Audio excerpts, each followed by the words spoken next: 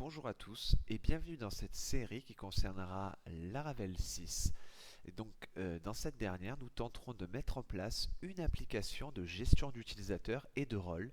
Ça va être l'occasion de voir un petit peu quelques nouveautés, hein, pas toutes bien sûr, mais quelques nouveautés de la dernière version du framework à l'heure à laquelle je fais cette vidéo, bien sûr.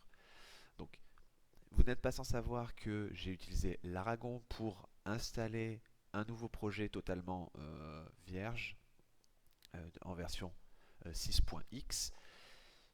Il est donc ici, j'ai utilisé un nom de domaine local, user-management.test, et ce qu'on va essayer de faire, bien évidemment, puisqu'on a besoin ici ben, du système d'authentification qui a changé avec Laravel 6, ça va être installer déjà le projet, mettre en place le système d'authentification.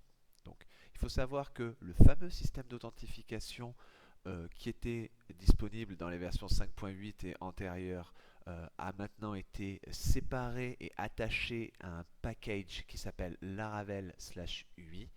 Donc maintenant, si vous avez envie d'utiliser ce système d'authentification, il va falloir installer bien sûr ce nouveau package. Donc une autre petite précision avant de démarrer, dans le dossier app http controllers hot, ben vous voyez justement qu'on a un dossier hot avec nos contrôleurs et vous pouvez y attacher la logique que vous voulez. Donc il n'y a plus de PHP artisan make hot, c'est du passé. Maintenant, ça a été, les contrôleurs sont présents, mais la gestion, euh, du reste du système d'authentification, le patron de conception, notamment front-end, est maintenant applicable via le nouveau package Laravel/UI. Donc, on va faire un coup, ben, pas de PHP artisan du coup, mais de composer install Laravel/UI, histoire d'installer du coup ce nouveau package. Alors c'est pas install, c'est require. Donc voilà, un coup de composer require Laravel UI et je vous donne rendez-vous dans 2 minutes pour la suite du tuto.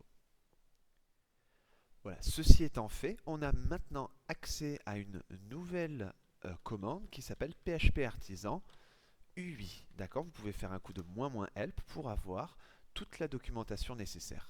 Alors, en sachant que nous, ce qu'on va essayer de faire maintenant au niveau de cette commande, ça va être de choisir déjà un patron de conception. Nous, on va utiliser Vue, d'accord. Donc, on va faire PHP artisan UI Vue et on va publier nos pages d'authentification et on va préciser que c'est pour le système d'authentification avec le drapeau --hot.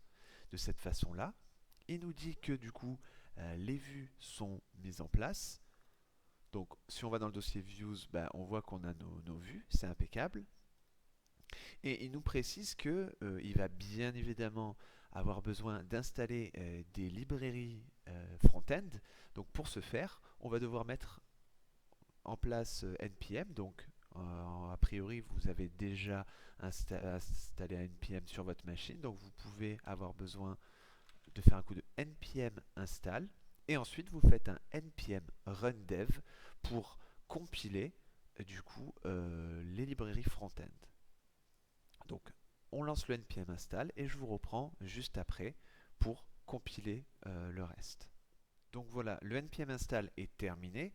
On constate que le dossier node module s'est créé et à l'intérieur il y a nos fameuses librairies JavaScript. Donc maintenant, on va pouvoir compiler tout ça avec un npm run dev et je vous retrouve encore une fois à la fin de la commande. Donc voilà, maintenant que nos assets ont été compilés, on va pouvoir faire un petit coup de exit et au niveau de notre application, je rafraîchis et là je vois que j'ai ma page de login, ma page pour m'enregistrer. C'est parfait, il ne nous reste plus qu'à mettre en place la base de données. Donc à ce niveau-là, ça n'a pas beaucoup changé. On va se rendre dans le point env, à la racine de notre application. Et au niveau de DB connexion, bah, moi, étant donné que c'est en local et que c'est juste à titre d'exemple, je vais laisser SQLite et comme le précise la documentation, je vais laisser DB database qui doit contenir le chemin absolu vers eh bien, le fichier SQLite. Donc, comme il n'existe pas, je vais le créer. Je vais aller dans Database et à la racine de Database, je vais créer db.sqlite. Donc, je vais aller dans mon dossier 3W qui est mon dossier Laragon et là, je retrouve mon dossier User Management, Database. Et ici, je vais faire tout simplement un clic droit propriété. Je vais récupérer ce chemin-là, le chemin de l'emplacement de mon fichier. Je le copie, je le colle, et j'oublie pas ici donc de faire un db.sqlite, juste pour préciser le nom du fichier, bien sûr. Là, à ce niveau-là, je vais changer les backslash par des slash. Et normalement, ça devrait être bon. Si je reprends mon terminal, je vais faire un coup de PHP artisan migrate et je vais pouvoir migrer mes tables par défaut. Donc ce qui va se passer maintenant, c'est pour être certain que tout ça, ça a fonctionné, je vais utiliser l'add-on Visual Studio Code SQLite et je vais aller naviguer dans mon fichier DB SQLite. Donc en bas à gauche, j'ai un Explorer et je vois que j'ai bien mes tables users, failed job, migrations, etc. Et ici, j'ai bien password, remember, j'ai tous les champs qui vont bien. Impeccable. Donc, pour en avoir le cœur net, maintenant ce qu'on peut faire, c'est s'enregistrer. Donc je vais créer un utilisateur Ludovic avec une adresse mail bidon et un mot de passe bidon. Et on va s'enregistrer. Hop, et voilà. Donc le système de base fonctionne. On a installé notre projet. Je vous donne rendez-vous dans les prochaines vidéos pour mettre en place le système complet.